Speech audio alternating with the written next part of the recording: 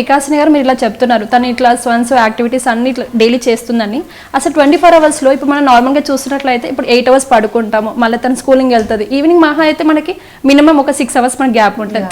అంటే మీరు ఎలా ఇవన్నీ మీరు పాసిబుల్ అవుతుంది అని చెప్పి క్వశ్చన్. యాక్చువల్లీ ఏంటంటే లైక్ వీక్లీ ఇవన్నీ ఉండవండి.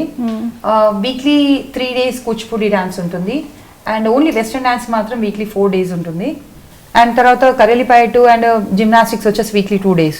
సో మధ్యలో వచ్చేసి తన ఇన్స్టా రీల్సే కానీ అండ్ మధ్యలో ఏదైనా మూవీస్ ఉంటే మూవీ షూట్స్ చేసుకోవడం కానీ అలాంటివి చేస్తూ ఉంటుంది.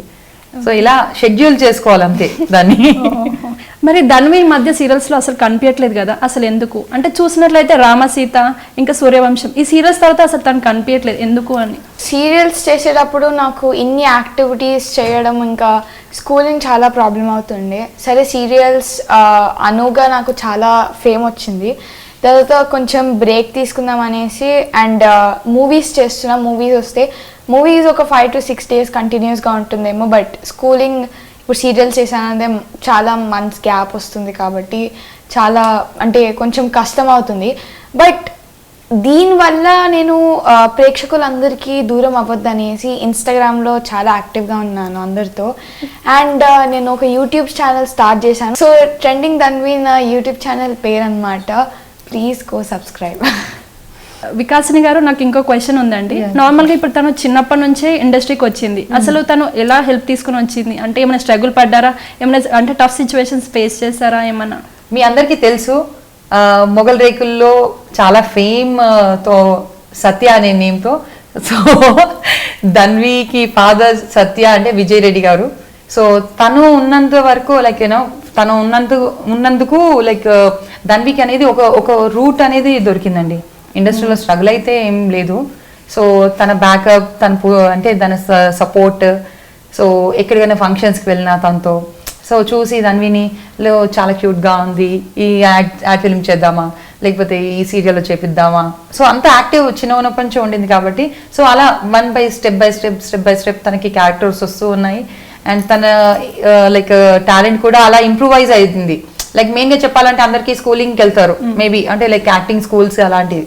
సో ధన్వికి ఆ ఛాన్స్ అనేది రాలేదు, యాక్టింగ్ స్కూల్కి వెళ్ళాలి అనేది అయితే రాలేదు ఇప్పటి వరకు.